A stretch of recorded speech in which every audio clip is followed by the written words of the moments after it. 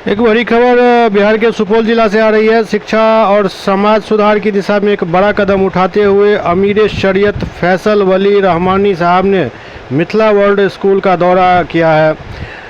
दौरे के दौरान उन्होंने स्कूल की व्यवस्थाओं को देखा और बच्चों की बेहतर तालीम और उनके उज्जवल भविष्य के लिए की जा रही कोशिशों की दिल खोलकर सराहना की। सुपौल में मिथिला वर्ल्ड स्कूल में आयोजित इस खास कार्यक्रम में इलाके की कई जानी मानी हस्तियों ने शिरकत की। कार्यक्रम में मुख्य अतिथि के रूप में एहसान उल हक साहब मिन्नत रहमानी मौजूद रहे। इसके साथ ही मिथिला वर्ल्ड स्कूल के डायरेक्टर हाफिज नसीम इकबाल, मोहम्मद जलालुद्दीन, मोहम्मद जुम्मन और मिथिला हॉस्पिटल के डायरेक्टर नवीन कुमार यादव, अनुज कुमार उर्फ लव यादव ने भी अपनी उपस्थिति दर्ज कराई। नवीन कुमार साहब की दावत पर यहाँ हाजिर हुआ हूँ मिथिला वर्ल्ड स्कूल में। मुझे इस स्कूल को देख करके बहुत खुशी हुई है और इस स्कूल के अज़ाइम को सुन करके खुशी हुई है। अल्लाह तबारक व तआला इसको कामयाबी अता फरमाए। जी, आज के दीनी तालीम के लिए हज़रत का क्या है?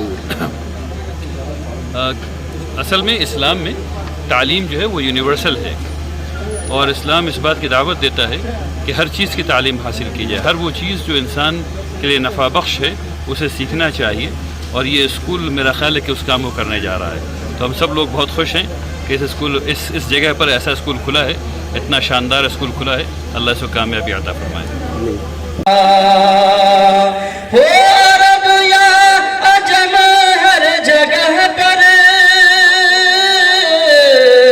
गूंजता है तराना नबी का, गूंजता है तराना नबी का।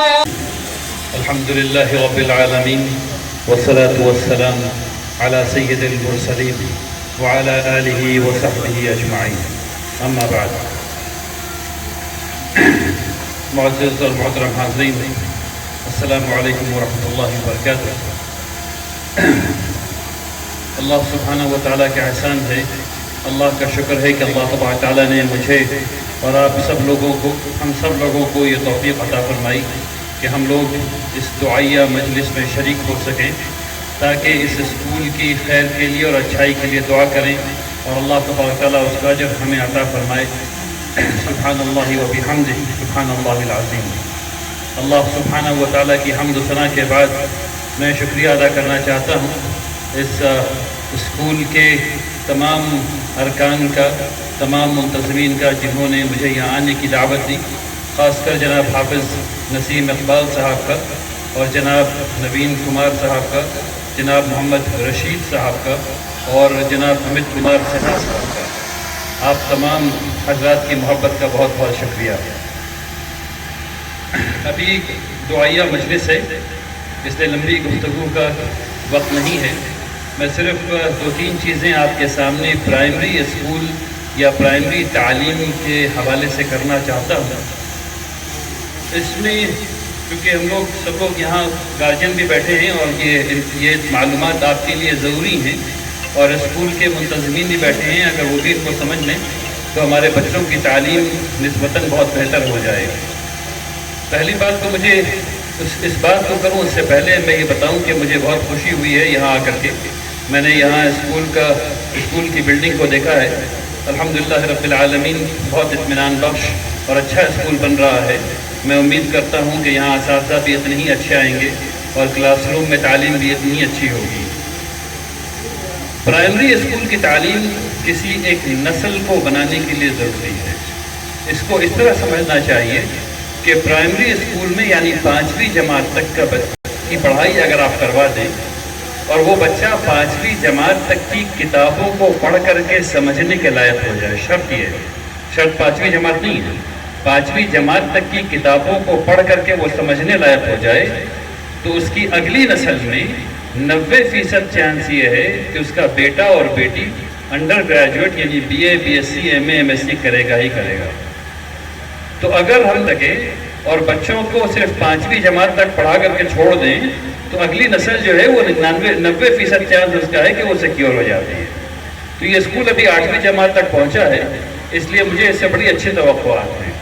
अब जो बात मैं आपको समझाना चाहता हूँ वो ये है कि सरकारी स्कूलों की बात नहीं कर रहा, उनका डेटा जो है वो बहुत ज़्यादा ख़राब है।